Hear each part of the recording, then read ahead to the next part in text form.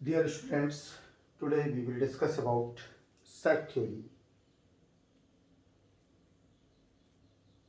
Set theory is an important topic of maths because relation, functions, Cartesian product, and computer science, in all these fields it is used. आज set theory पढ़ रहे हैं, जिसे हिंदी में बोलते हैं समुच्चय। सेट थ्योरी में का मुख्य उपयोग, सेट थ्योरी देखने में या कार्य करने में बड़ी आसान लगती है, लेकिन सेट थ्योरी में का ही सेट थ्योरी रिलेशन, आगे अब हम रिलेशन पढ़ेंगे, कार्टेशियन प्रोडक्ट पढ़ेंगे या फंक्शन पढ़ेंगे, या हमारा डिस्क्रीट मैथ्स, ग्रुप अलजेब्रा, ये सारे के सारे मैंने डिपेंड करते हैं सेट थ्योरी में। यदि सेट थ्योरी के कॉन्सेप्ट हमें क्लियर नहीं है तो हम आगे जाके relation, Cartesian product, function, mappings और ग्रुप अलजेब्रा आदि को अच्छे से नहीं समझ सकते। कंप्यूटर साइंस में डिस्क्रीट मैथ्स, मैपिंग और सेट की बहुत ज़्यादा यूज किया गया है। तो डिस्क्रीट मैथ्स पे ही एक प्रकार से कंप्यूटर साइंस की बुनियाद रखी गई है, और डिस्क्रीट मैथ्स जो आपकी है उसका बेसिक या फंडामेंटल जो है वो क्या है, सेट थ्योरी है। अब क्वेश्चन उठता है कि व्हाट इज सेट। जनरली हम सेम टाइप, हमारे जीवन में बहुत सारी चीज़ें होती हैं कि हम बार बार यूज नहीं कर सकते, हम सिंगल और बहुत कम में उनको लिमिटेड करना चाहते हैं, रखना चाहते हैं, या हम स्टडी कर रहे हैं तो हम जैसे एक क्लास विशेष की स्टडी कर रहे हैं। अब क्लास में भी किस क्लास के किस ग्रुप के बच्चों की स्टडी कर रहे हैं, तो हम यदि कहें कि 11th क्लास का मैथ्स ग्रुप, तो जैसे ही कहते हैं students of maths group of 11th class, students of maths group of 11th class, तो ये पर्टिकुलर एक सेट है जो किसको डिफाइन करता है।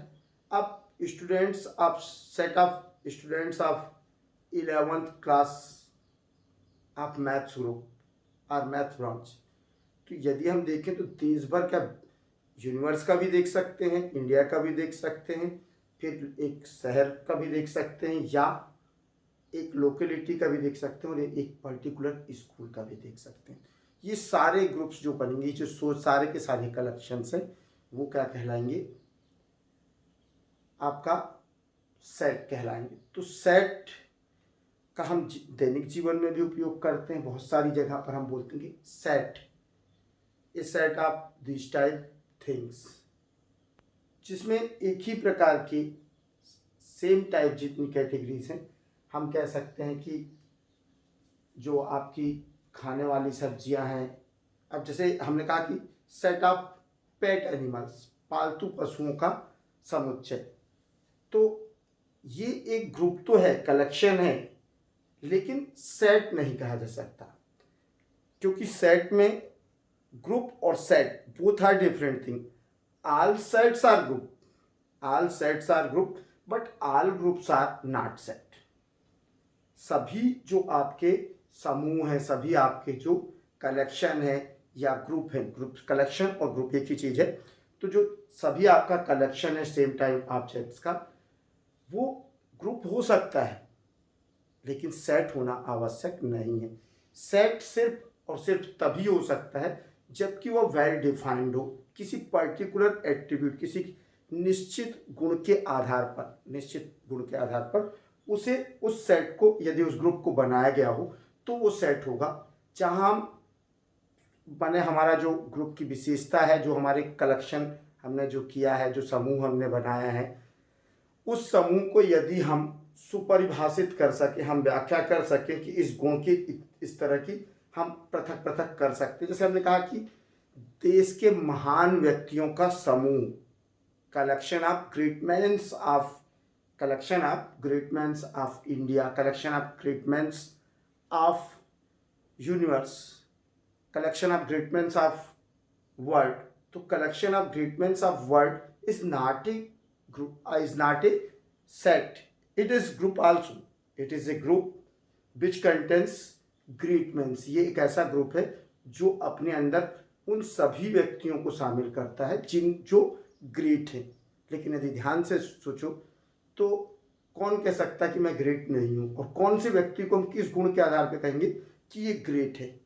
अलग अलग हमारे मेजरमेंट हैं। हर फील्ड में हम कहते हैं कि क्रिकेट फील्ड में हम चले गए तो बोले सचिन तेंदुलकर है। अलग अलग मैंने यदि अभिनय के क्षेत्र में चले गए तो सबकी पसंद अलग अलग है। फिर आपकी साइंटिस्ट में चले गए तो वहाँ पर अलग अलग है। तो आप किस तरह से ग्रेट मैन डिसाइड करोगे? किसी के लिए एक आम आदमी भी ग्रेट मैन है, किसी के लिए उसके पेरेंट्स ही ग्रेट मैन है। तो यहाँ चूंकि जो ग्रुप है आपका, ये ग्रुप तो है लेकिन ऐसा ग्रुप है जिसे स्पेशली आप डिफाइन नहीं कर सकते, इसमें यूनिकनेस नहीं है। और जब तक यूनिकनेस अद्वितीय ना हो तब तक हम क्या नहीं कह सकते, उसे सेट नहीं कह सकते। तीसरी चीज सेम टाइप है। हम ये नहीं कह सकते कि सब्जी और फलों का समूह, सब्जी और फलों का समूह हो सकता है, सब्जी और फलों का ग्रुप हो सकता है, लेकिन यहाँ पर दो चीज़ें हैं, सब्जी और फल। सब्जी डिफरेंट हो गई और फल डिफरेंट हो गए। लेकिन कुछ ऐसे हैं जो सब्जी भी हैं और फल भी हैं, जैसे पपीता हो गया। पपाया को हम सब्जी के रूप में भी, वेजिटेबल के रूप में भी यूज करते हैं, और किसके फॉर्म में यूज करते हैं, पक जाने पर फल के रूप में करते हैं। जैक फ्रूट कहा जाता है, कटहल को जैक फ्रूट कहा जाता है। कटहल की हम सब्जी खाते हैं लेकिन पकने के बाद वो फल के रूप में यूज होता है। तो इस तरह से हम ऐसे बहुत से, अब जैसे यदि हम इनमें दोनों में छांटे कि ऐसे सब्जी और फलों का समूह जो सब्जी और फल दोनों है, जो सब्जी और फल दोनों है, ये ग्रुप हो जाएगा लेकिन सेट नहीं होगा। सेट क्यों नहीं होगा? एक तो सेम टाइप ऑब्जेक्ट तो हो गए, यहाँ सेम टाइप ऑब्जेक्ट हो गए, सेम टाइप ऑब्जेक्ट्स का कलेक्शन हो गया, समान प्रकार के वस्तुओं का कलेक्शन तो हो गया, लेकिन अलग अलग लोगों की पसंद के हिसाब से अलग अलग चीज़ें हैं। कई लोग फल की भी सब्जी बना के खा जाते हैं और कई सब्जी को भी फल की तरह इस्तेमाल करते हैं। तो इसमें हम फल और सब्जी की जो डेफिनेशन है उसको स्पेशली डिफाइन नहीं कर सकते, उसमें अद्वितीयपन नहीं है। तो जो अद्वितीय नहीं है मतलब सेम टाइप होना, तो अपने को क्या मिल रहा है, सेट। पहली चीज कि सेट क्या है, कलेक्शन ऑफ ऑब्जेक्ट, एक या एक से अधिक एक प्रकार की वस्तुओं का संग्रह, समूह, जो कि क्या हो, सुपरिभाषित हो, जो कि सुपरिभाषित हो, एक ही प्रकार की वस्तुओं का ऐसा समूह जो कि सुपरिभाषित हो, जिसमें कि पुनरावृत्ति ना हो और जिनके क्रम का कोई विशेष ध्यान ना रखा गया हो। यदि ऐसा कलेक्शन है तो ऐसा कलेक्शन सेट कहलाता है। और यदि इसी चीज को हम इंग्लिश में कहें तो क्या कह सकते हैं, ए वेल डिफाइंड सुपरवासित unordered discrete and same type collection of objects is called a set. A well-defined, unordered, discrete and same type collection of objects is called a set. तो set किसी भी ग्रुप के set होने के लिए all sets are group but all groups are not set. Major difference, all sets are group but all groups are not set. A well-defined, unordered, discrete and same type. जब हम same type objects को collection करते हैं, same type objects का collection करते हैं और इनमें सेम टाइप कलेक्शन में हम आर्डर, हमारे लिए कंपल्सन नहीं है कि हम उसको किस आर्डर में रखें, कोई भी आगे पीछे रह सकता है, किसी को भी कहीं भी रखा सकता है। तो वेल डिफाइंड का सेंस यहाँ है कि जो एक पर्टिकुलर प्रॉपर्टीज पर डिफाइन हो और वो पर्टिकुलर प्रॉपर्टीज जो है यूनिकनेस के साथ डिफाइन हो, जिसके साथ हम क्या कर सकते हो, उसे डिस्क्रिमिनेट कर सकते हो, पृथक कर सकते हो, सेपरेट कर सकते हो। हम बता सकते हैं कि जैसे किसी ने कहा कि सेट ऑफ नेचुरल नंबर्स, तो सेट ऑफ नेचुरल नंबर्स हमें मालूम है कि 1 से स्टार्ट होता है और +1 करते हुए कहाँ तक जाता है, इन्फिनिटी तक। Set of natural numbers 1 2 3 4 5 6 set of integer numbers, इसमें होल नंबर्स हैं, जीरो भी है, पॉजिटिव नंबर्स हैं और नेगेटिव नंबर्स, माइनस इन्फिनिटी से plus infinity. Set of rational number, set of rational number जो अपान में दिए हैं, तो माइनस इन्फिनिटी से प्लस इन्फिनिटी ये भी जाता है।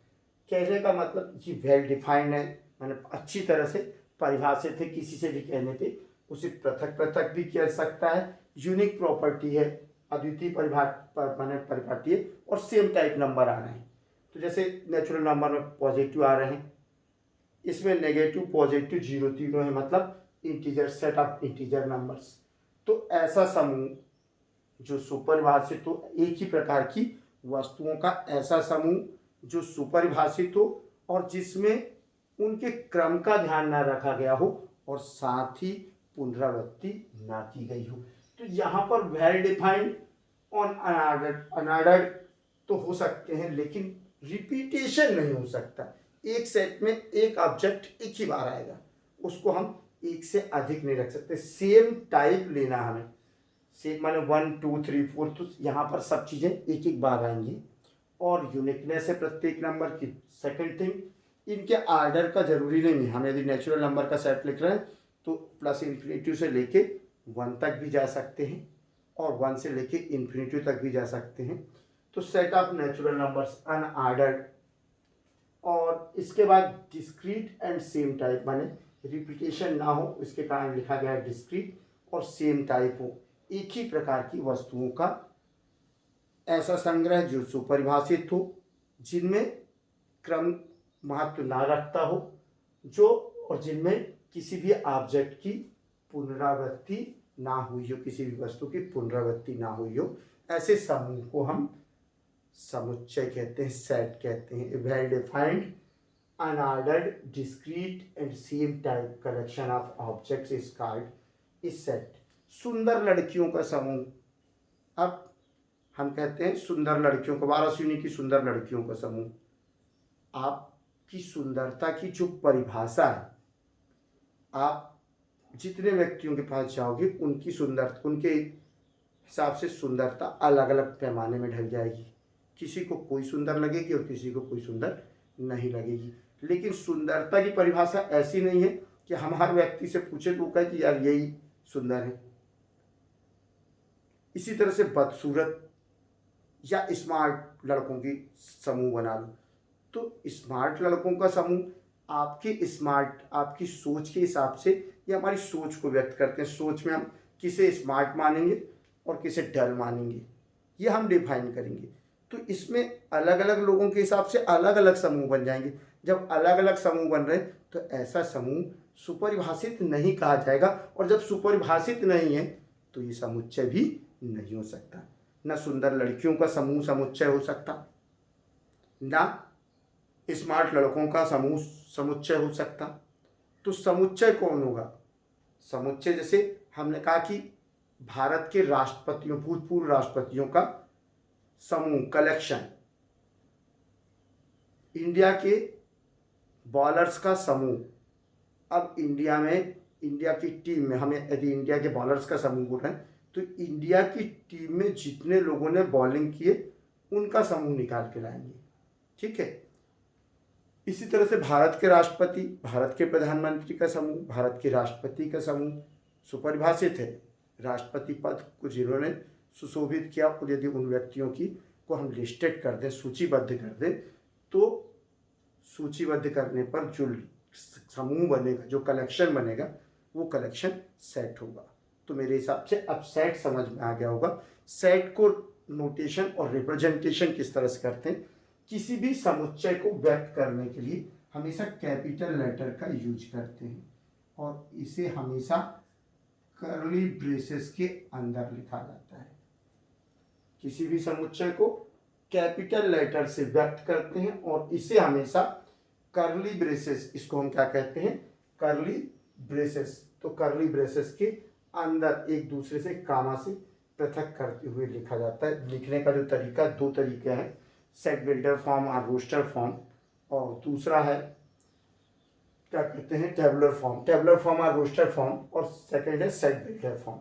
तो ये अभी आगे के लेसन में पढ़ेंगे किसी भी सेट को नोट करने का, capital letter is equal to curly braces, माने कर्ली ब्रेसेस के अंदर सेट जो है वो कर्ली ब्रेसेस के अंदर लिखा जाता है। तो ये नोटेशन है कि सेट को हमेशा, कंपल्सन नहीं है, जबरदस्त माने बाध्यता नहीं है, लेकिन सेट को हमेशा किस में नोट किया जाता है, कैपिटल लेटर से रिप्रेजेंट किया जाता है, और सेट हमेशा कर्ली ब्रेसेस के अंदर लिखा जाएगा। तो ये सेट का रिप्रेजेंटेशन हो गया।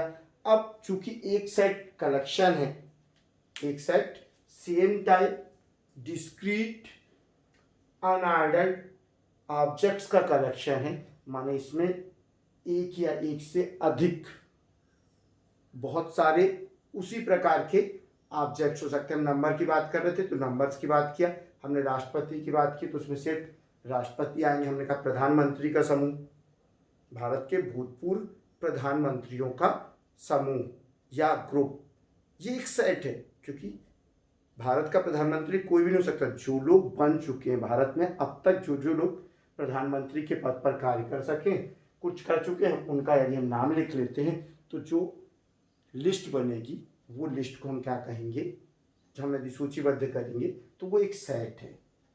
अब सेट क्या है, हम इतना बोलते हैं तो जितने भारत के प्रधानमंत्री का समुच्चय या नेचुरल नंबर्स का समुच्चय, तो हमें एक लाइन में हमने क्या कर दिया, 1 से लेकर प्लस इन्फिनिटी तक सभी संख्याओं को रिप्रेजेंट कर दिया, इसको n से रिप्रेजेंट करते हैं। अब हम यदि किसकी बात करें, पूर्णांक संख्याओं का समुच्चय, सेट ऑफ इंटीजर नंबर, तो सेट ऑफ इंटीजर नंबर्स में 0 से लेकर प्लस इन्फिनिटी और 0 से लेकर माइनस इन्फिनिटी, इतनी लंबी संख्याओं को हमने मात्र एक लाइन में बोल दिया set of integer number, set of rational number, set of irrational number, set of real numbers. अब सेट ऑफ रियल नंबर्स में हम जानते हैं कि केवल दो संख्याओं के बीच में, कोई भी दो संख्याओं के बीच में 1.1 और 2 भी ले लें हम, तो इनके बीच में कितनी संख्याएं रखी जा सकती मालूम है, अनंत संख्याएं। 1.1 से 1.2 के बीच में कितनी रखी जा सकती हैं, अनंत संख्याएं रखी जा सकती हैं, और अनंत संख्याएं रखी जा सकती हैं तो set of real numbers, set of real numbers, तो रियल नंबर्स इतना लंबा सेट है, हम एक में रिप्रेजेंट कर देते हैं, आर से हमने लिखा कि x बिलोंग टू आर, तो हो गया काम।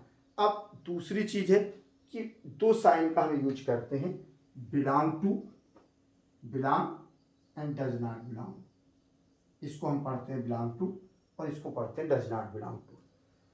यदि कोई सदस्य है, मान लो a is equal to a b c, there are 3 elements, एक we have a set A, it contains 3 elements, हमारे पास एक सेट A है, एक समुच्चय A है जिसमें 3 एलिमेंट्स है A B C। तो अब क्या है, A इसका सदस्य है, A सेट A का मेंबर है, तो हम नोट कर सकते हैं A belong to capital A, A belong to capital A, B belong to capital A, C belong to capital A, A belong to capital A, B belong to capital A and C belong to capital A, but D does not belong to A, E does not belong to A, D और E set A के सदस्य नहीं है। Set A एक finite set है, एक परिमित समुच्चय है जिसके केवल 3 मेंबर हैं, जिसके कितने मेंबर हैं, केवल 3 मेंबर हैं, A B C। अब चूंकि A का सदस्य, सेट समुच्चय A का सदस्य, A is the element of set A, B is the element of set A, C is the element of set A। तो ये इसको हम माने मैथमेटिक्स में किस तरह से नोट करेंगे, A belong to A, B belong to A, C belong to A, but when we discuss about D E F and another letters of alphabet, then they does not belong to set A, तो D and E does not belong to A। तो ये दो sign हो गए। इसके बाद जो आपका डिस्क्रिप्शन ऑफ सेट्स के बाद इन्होंने जो दिया है, सीधा सीधा आपकी एक्सरसाइज 1A। अब फर्स्ट क्वेश्चन है इसका, differentiate between a collection and A set. समूह और समुच्चय में अंतर दीजिए। तो समूह और समुच्चय में आप सीधा सीधा परिभाषा लिखेंगे कि प्रत्येक सुपरिभाषित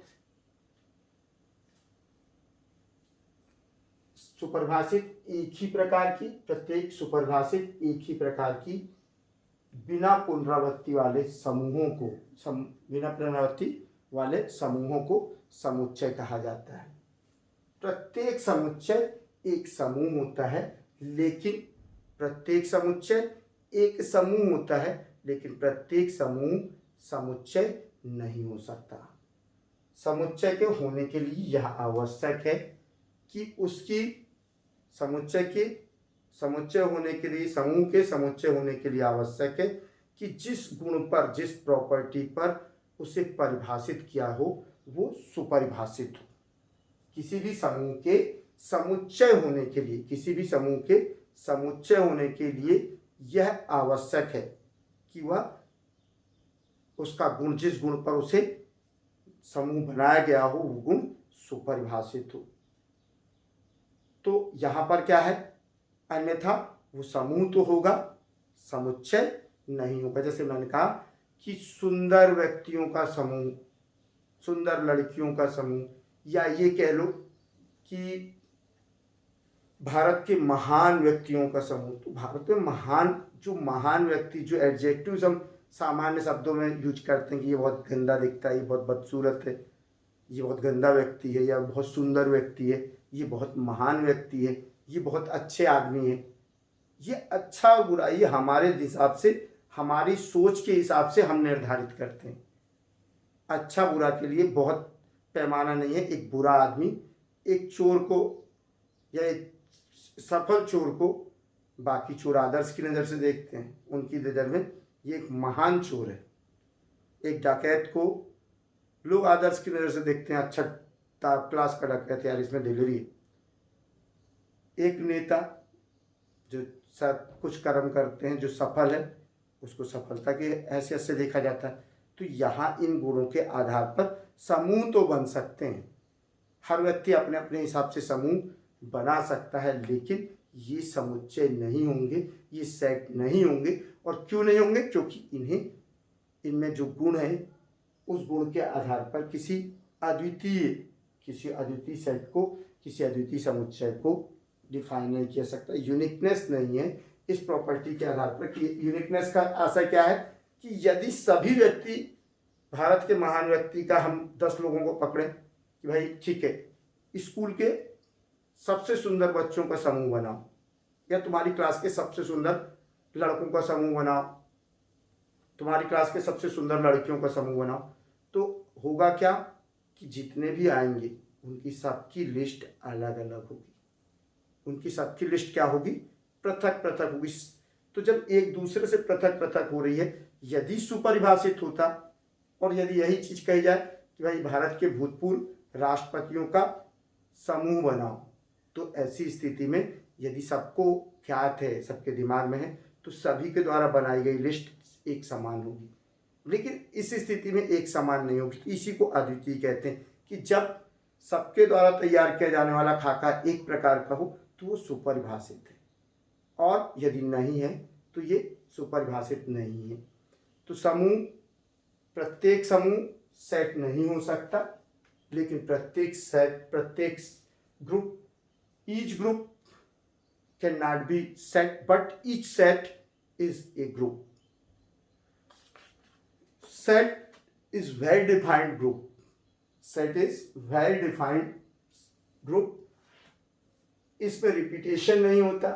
ग्रुप में रिपीटेशन हो सकता है, लेकिन सेट में रिपीटेशन नहीं होता, और ये सेम टाइप ऑब्जेक्ट्स के ग्रुप होते हैं। तो ये एक पहला फर्स्ट क्वेश्चन का आंसर होगा तुम्हारा। Second, which of the following is a set? इनमें से कौन सा सेट है और कौन सा सेट नहीं है, ये निर्धारित करना। पहला, collection of past presidents of India, Bharat के भूतपूर्व राष्ट्रपतियों का समूह। भारत के भूतपूर्व राष्ट्रपतियों का समूह क्या है? वेल डिफाइंड है। चूंकि ये वेल डिफाइंड ग्रुप है तो ये सेट होगा। क्यों होगा? क्योंकि हम सबसे बनवाएंगे लिस्ट, किसी से भी बनवाएं जो जानकार है, वो एक ही सारे लोगों की लिस्ट जो होगी एक समान होगी। इसलिए ये क्या है, वेल डिफाइंड ग्रुप है, और जब वेल डिफाइंड ग्रुप है तो ये क्या होगा, सेट होगा। Collection of all Indian states, चूंकि इंडियन स्टेट्स अब 29 राज्य हैं, 29 राज्य। अब हम बोलेंगे किसी से भी कि भैया इंडिया के स्टेट्स के नाम नोट करो, तो 29 स्टेट्स के नाम लिखेगा। ये सब क्या है, स्टेट्स हैं। पहले से सेम टाइप ऑब्जेक्ट्स, कलेक्शन किसका है, सेम टाइप ऑब्जेक्ट्स का, कि सारे के सारे स्टेट्स हैं, वन थिंग। सेकंड, एक राज्य का नाम दो बार नहीं लिखेगा, एक ही राज्य का नाम 2 टाइम्स रिपीट नहीं करेगा, एक राज्य का नाम एक ही बार नोट होगा। मध्य प्रदेश, उत्तर प्रदेश, आसाम, सिक्किम, मेघालय, तो जितनी राज्य हैं उनका नाम एक एक बार होगा। सेम टाइप ऑब्जेक्ट्स सिर्फ राज्यों को व्यक्त कर रहा है, और स्टेट की एक अपनी परिभाषा होती है, जिन्हें हमने एक सीमित दायरे में बांध रखा है, एक क्षेत्र विशेष में, वो राज्य कहलाते हैं। तो राज्य की परिभाषा स्पष्ट है भारत के अंदर, तो भारतवर्ष के लिए राज्य की परिभाषा सुपरिभाषित है, और हम उन स्टेट्स को काउंट कर सकते हैं। तो ये वेरी डिफाइंड भी हो गया, और ये सेम टाइप भी होगा कि सभी राज्य हैं, पुनरावृत्ति भी नहीं हो रही है, और साथ ही मैंने कहा कि क्या नहीं होना चाहिए, अनऑर्डर्ड। अब आप यहाँ पर अनऑर्डर्ड का मतलब है कि पहले हिमाचल प्रदेश को रख दो, बाद में मध्य प्रदेश को रखो, या मध्य प्रदेश को पहले रख दिया, उत्तर प्रदेश को उसके बाद रख दिया। इनके क्रम से समुच्चय पर, कलेक्शन पर कोई प्रभाव नहीं पड़ता। तो ये इनका क्रम एक क्रम में रखना जरूरी नहीं होता। तो ये क्या है, एक सेट है। तीसरा, collection of great people of the world. अब ये आया collection of great people of the world. हम यदि अलग अलग फील्ड में भी ग्रेट पीपुल्स बनाए, अलग अलग लोगों से, हम बोले भारत का प्रधानमंत्री बिल क्लिंटन, ये अलग अलग लोग बनाए, तो कुछ लोग क्या होगा, या कुछ लोग कहेंगे भाई ग्रेट पर्सन्स की लिस्ट बनाओ वर्ल्ड की, तो ऐसे भी लोग होंगे जो नेताओं को रख ही ना, उन्हें साइंटिस्ट अच्छे लग रहे हों। जो कुछ ऐसे होंगे जो सोशलिस्ट को रखें, जिन्होंने समाज सेवा की, जिन्होंने अपना जीवन दूसरों के लिए त्याग कर दिया। तो सबके अपने ग्रेट मैन्स की कोई पर्टिकुलर डेफिनेशन नहीं है कि हम इसे ग्रेट कहेंगे। आप भी ग्रेट हो सकते हो, आप में गुण है, आपके काम करने के तरीके हैं, आप में क्वालिटी। तो लड़कों के बीच में आप महान हो सकते हो, या किसी व्यक्ति को लिस्टेड करने कहा जाए, वो अपने आप को महान कह सकता है, हम हैं महान क्योंकि हम मानते हैं। तो ये ग्रुप है, समुच्चय नहीं है, सेट नहीं है। Collection of pet animals, collection of pet animals, pet animals की कोई डेफिनेशन ये हुई भाई जिनको हम पाल सकते हैं, पालतू पशुओं का समूह।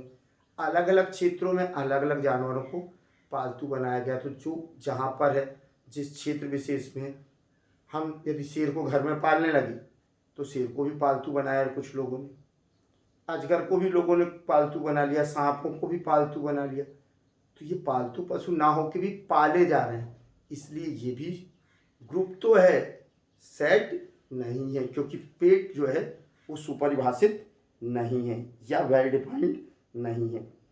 इसका फिफ्थ है collection of all letters of word trigonometry. Trigonometry के समस्त लेटर्स का सेट। अब ट्रिग्नोमेट्री के लेटर्स स्पेलिंग फिक्स है, उसको ना मैं बदल सकता ना आप बदल सकते। जो ट्रिग्नोमेट्री की स्पेलिंग है जो लिखी जानी चाहिए, उसमें जो लेटर्स आते हैं उनको किसी से बोलेंगे ट्रिग्नोमेट्री में कौन कौन से लेटर, ट्रिग्नोमेट्री वर्ड को नोट करने में कौन कौन से लेटर्स का यूज हुआ है, सभी एक ही देंगे। तो ये वेल डिफाइंड है, ये क्या होगा, सेट होगा। थर्ड क्वेश्चन, इफ ये इसमें सिंपल सा मैं इसको नोट करके बता देता हूँ। If A is equal to, बता रहा ठीक, ये दिया है कि यदि A is equal to, set दे रखा है इन्होंने, -4 5 टू -5 -4 -3 -2 -1 0 1 2 3 4 5, ये इन्होंने एक सेट दे रखा है टेबुलर फॉर्म में, रोस्टर फॉर्म में, और कह रहे हैं कि then insert appropriate symbol belong to और does not belong to in the blank space. इसके बाद इन्होंने क्वेश्चन दिया है 5 बिलोंग टू ए, सेकंड इन्होंने दे रखा है 0 ब्लैंक्स ए, थर्ड इन्होंने दिया है -10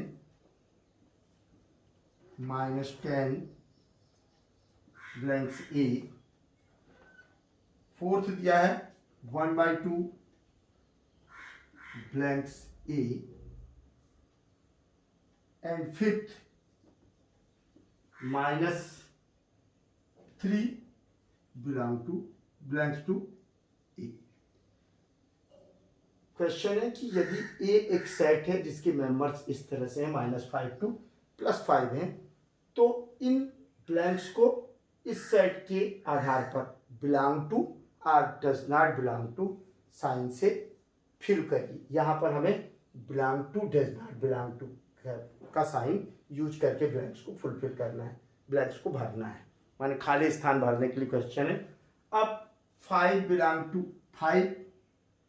5 is the member of a, 5 जो है सेट ए का मेंबर है, सो 5 बिलोंग टू ए। ये ब्लैंक्स हमने कंप्लीट कर दिया कि 5 बिलोंग टू ए, 5 ए का मेंबर है। 0 is also belong to a, 0 is also member of a, so we can write it 0 belong to ए।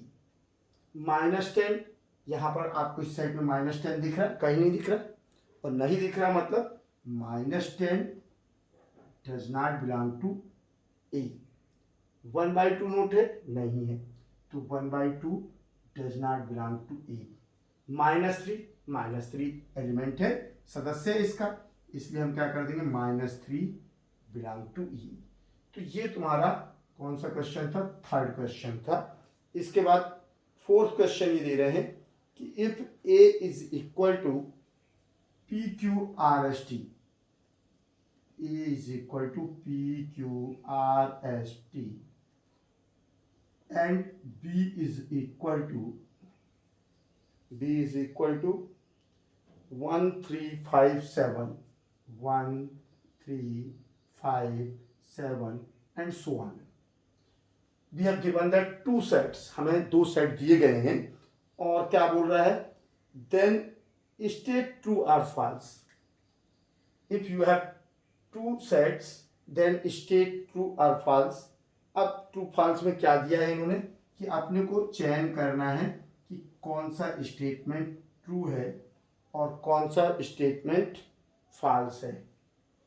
तो ये फर्स्ट दिया है 8 बिलोंग टू बी, सेकंड दिया है R belong to A, third दिया है